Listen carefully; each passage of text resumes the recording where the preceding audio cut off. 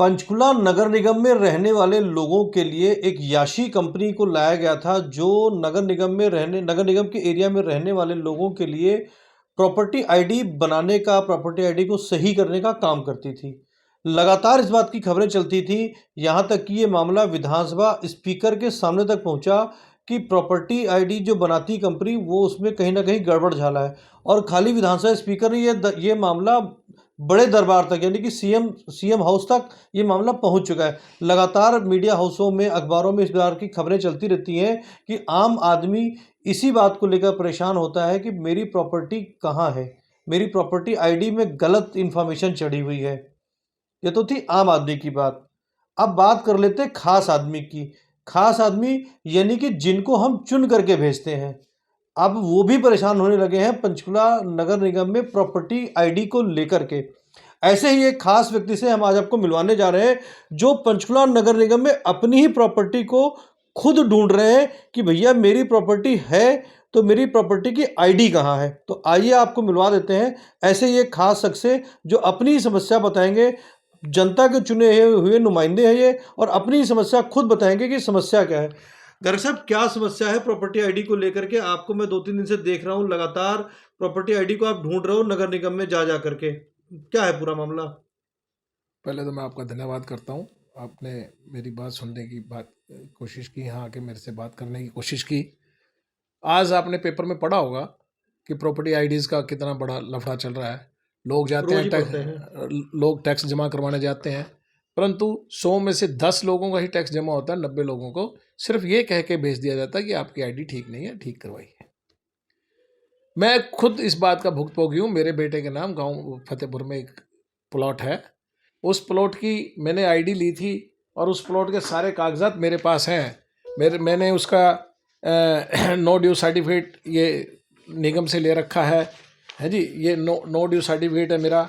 उसके बावजूद मैंने इसका नक्शा पास करवाया हुआ है, यूएलबी से मेरा नक्शा पास होके आया हुआ है सारे का सारा।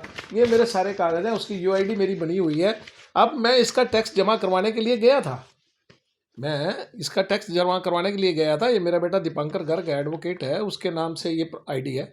मैं टैक्स जमा करवाने गया तो वो कहते हैं जी आपकी तो आईडी नहीं है।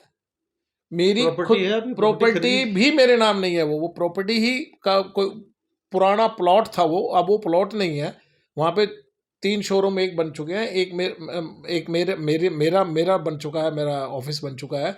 तो इस प्रकार से वहाँ पे मतलब कंस्ट्रक्शन हो चुकी है, लेकिन सबकी प्रॉपर्टी को उन्होंने एक प्लॉट में दिखा दिया और उसमें भी मालिक कोई और ही बना दिया। जहाँ पे पार्षद का खुद का ऑफिस है वही प्रॉपर्टी गायब हो गई। वही प्रॉपर्टी गायब है, मेरी खुद की अपनी प्रॉपर्टी आईडी नहीं। कुछ दिन पार्षद जी गायब हो जाए तो ये तो होना ही है। पार्षद ने तो टाइम पूरा करने के बाद गायब हो ही जाना है, वो तो अलग बात है। पता नहीं दोबारा कौन जनता भेजेगी। नहीं, आप छोटे भाई हो, इस वजह से पूछ रहा हूँ। जनता के काम हम कर नहीं पा रहे हैं, इसलिए जो है ना भी जनता हमें शायद दोबारा देगी नहीं, क्योंकि प्रॉपर्टी आईडीज में ही जनता दुखी है हमारी। ऐसे काम है जो मतलब कि निगम में बहुत काम ऐसे हो रहे हैं जिनमें मैं तो ये कहूँगा बहुत बड़ी साजिश चल रही है। ये प्रॉपर्टी आईडी के नाम से एक कंपनी इन्होंने हायर की थी, वो कंपनी किसी का मालिक बना रही है, मेरी प्रॉपर्टी का किसी और को मालिक बना रही है, और की प्रॉपर्टी का किसी और को मालिक बना रही है। किसी का एरिया 1500 स्क्वायर फीट है तो उसको 1800 स्क्वायर फीट लिख रही है, किसी का 1800 उसको 1200 स्क्वायर फीट लिख रही है।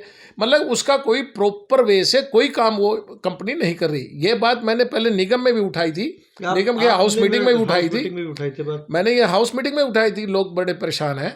लेकिन हमारी सरकार, जिसको मैं कहूँगा जिसके हम साथी हैं, तो वो लोग इस बात पे ध्यान ही नहीं दे रहे। पब्लिक भाड़ में जाए, पब्लिक की कोई चिंता नहीं है किसी बात की भी, और लोग दुखी होते हैं। सुबह जाते हैं, शाम को। आपने निगम की चर्चा की तो निगम में एक मुद्दा आपने और भी उठाया था, ई बाइक का। 14 फरवरी की मीटिंग थी, मुझे अच्छी तरीके से याद है, 14 फरवरी की मीटिंग थी। आपने ई बाइक का मुद्दा उठाया था, ई बाइक में भ्रष्टाचार है। और अब परसों मैंने खबर दिखाई है कि ई बाइक तो अब सपना रह गया, यानी लोगों के सपने टूट गए, ई बाइक का टेंडर रद्द कर दिया गया है। अब आप क्या कहेंगे? ऐसा है, मैंने 13 फरवरी को एक लेटर निगम कमिश्नर को दिया था कि आपकी ई बाइक्स आपने जो हमने हाउस में पास की थी जनता की सेवा के लिए, भी जनता को सुविधा हो जाएगी, कि उस ई बाइक्स का टेंडर हुआ नहीं हुआ, कोटेशन पे है, किस चीज़ पे आपने वो ली थी बाइक्स। मैंने वो लिखत में पूछा था, लेकिन मुझे उसका जवाब मिला नहीं, क्योंकि मुझे पहले ही पता था कि इसमें कोई ना कोई घपला है, घोटाला है।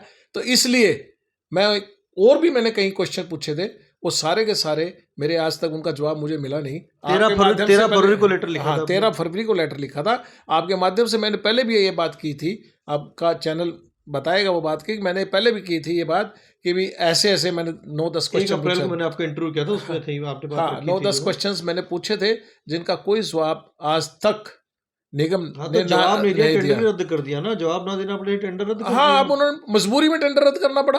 तो 10 सवाल पूछे थे आपने, एक टेंडर रद्द हो गया, 9 भी रद्द कराओगे आप? नो, मैं तो नहीं चाहता टेंडर रद्द हो, लेकिन जो टेंडरों में घोटाले हैं उनको तो पर्दाफाश कर दो। जनता पूछ रही है, हमसे ही पूछती है, भाई वो क्या हुआ, क्या हुआ। कचरा उठाने की बात जहां तक अब नया टेंडर दिया गया, इस टेंडर में कहीं ये मेंशन नहीं है कि हमारी सोसाइटी, मेरा जो वार्ड है वो 150 सोसाइटी का वार्ड है, उसके अंदर कहीं भी आज तक ये बात उन्होंने मेंशन नहीं की कि इनका कचरा कैसे उठेगा। सोसाइटियों में एक सोसाइटी में 40-40, 45-45, 50-50 घर हैं, कोई बड़ी बड़ी सोसाइटियां जिसमें 100-100 घर भी हैं, तो उनका कचरा कैसे कलेक्ट करेंगे डोर टू डोर?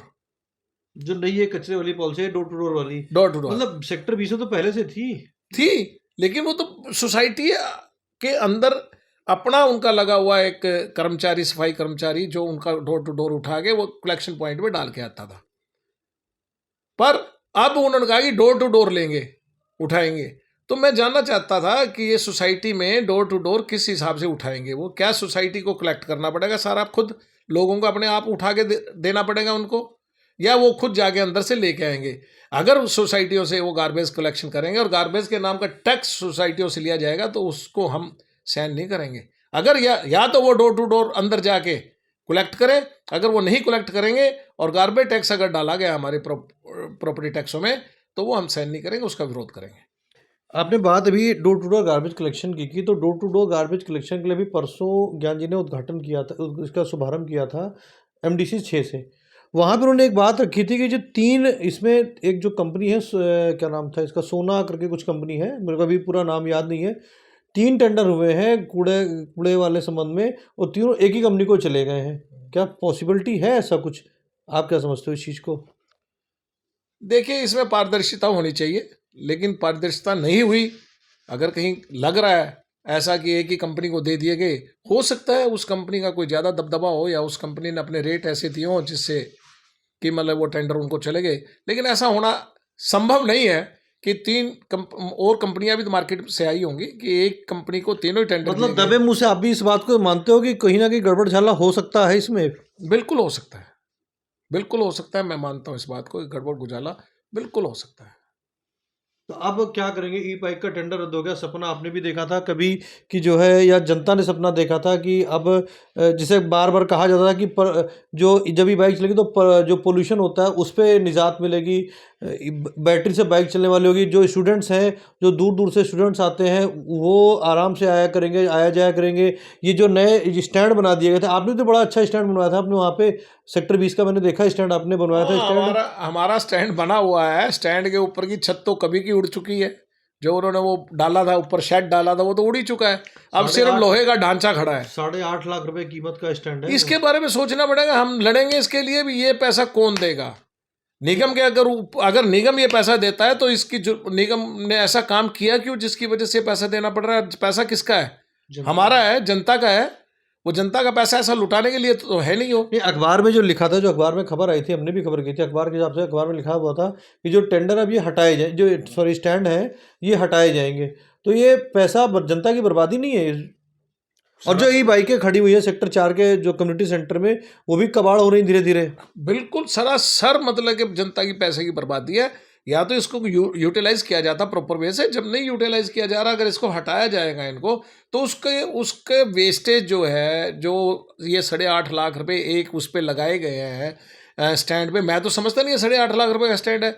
मैंने तो इसी में घोटाला लग रहा है कुछ, कि इसकी कीमत 8.5 लाख रुपए कैसे हो सकती है इतने लोहे की? कितना लोहा है इसके अंदर? 1-2 कुंटल ही होगा। 2 क्विंटल, 5 क्विंटल, 10 क्विंटल भी होगा तो भी 8.5 लाख नहीं बनता भाई। कितना लोहा खड़ा है इसके अंदर? तो अगर ये स्टैंड 8.5 लाख रुपए का पड़ा है तो यही सबसे बड़ा घोटाला है। बाकी ई बाइक परचेज में तो पता नहीं क्या किया होगा अफसरों ने, उसके बारे में तो हम कुछ कह ही नहीं सकते। और वो बाइक्स भी अब खड़ी खड़ी खराब हो गई हैं, तो उनका कौन जिम्मेवार है? क्या जनता जिम्मेवार है? निगम जिम्मेवार है या अफसरान जिम्मेवार है? ये जवाब तो देना पड़ेगा। चुनाव भी नजदीक है अब तो। चुनाव नजदीक है, जनता को तो ये जवाब देना पड़ेगा। अफसरान दे, निगम दे या सरकार दे, ये जवाब तो देना पड़ेगा जनता को कि ये पैसा हमारा बर्बाद क्यों किया, किस लिए किया, किसने किया। अच्छा, ये तो थे नगर निगम से जुड़े सवाल। एक राजनीतिक सवाल है, अभी हाल ही में आप जजपा से पार्षद हैं और जजपा ने अभी संगठन में बड़ा बदलाव किया है।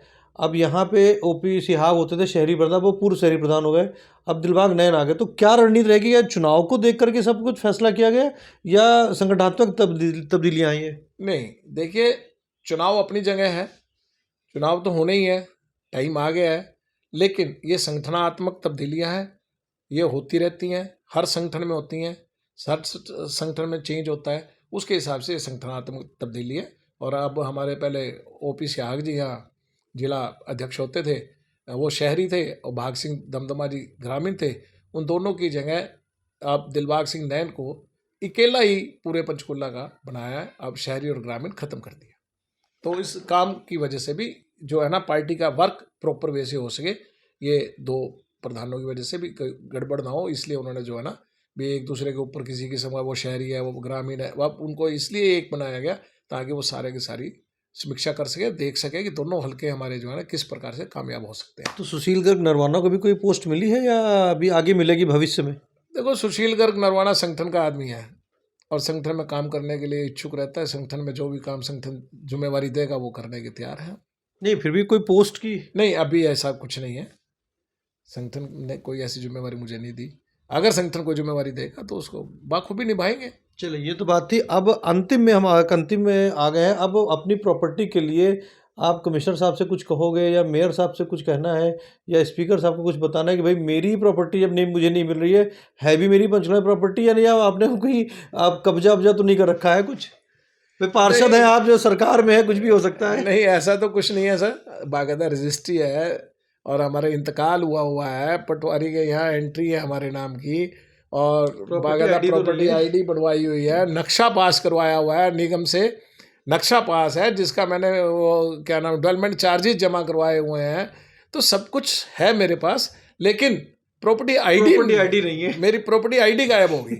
उसके लिए मैं मेरे मेयर साहब को, निगम कमिश्नर साहब को रिक्वेस्ट करूँगा कि हमारे पंचकुला की जनता को क्यों परेशान किया जा रहा है। सुबह 100 लोग आते हैं पैसा जमा करवाने के लिए, बड़ी मुश्किल से 10 लोगों का पैसा जमा होता है, 90 लोगों को वापस इसी वजह से जाना पड़ता है कि उनकी आईडी नहीं है। ठीक, तो ये थे पार्षद सुशील गर्ग नरवाना, जिनकी अपनी प्रॉपर्टी आईडी अब मतलब फिलहाल ढूंढे नहीं मिल रही है, और इन्होंने साफ साफ कहा है कमिश्नर साहब को, मेयर साहब को, कि भाई जनता परेशान होती है, हम जनता के नुमाइंदे हैं, हमारे पास सुबह सुबह रोज़ जनता आती है, 50-100 लोग, 10-20 लोग, 50 लोग इनके पास भी आते हैं इसी समस्या को लेकर के। बड़ा मुद्दा है। कहीं ना कहीं आने वाले वक्त में राजनीतिक दलों को, जो सत्ता में इस समय है, आने वाले वक्त में हो सकता है अगर ये मामला ना सुलझा तो कहीं ना कहीं इसका खामियाजा भुगतना पड़ सकता है।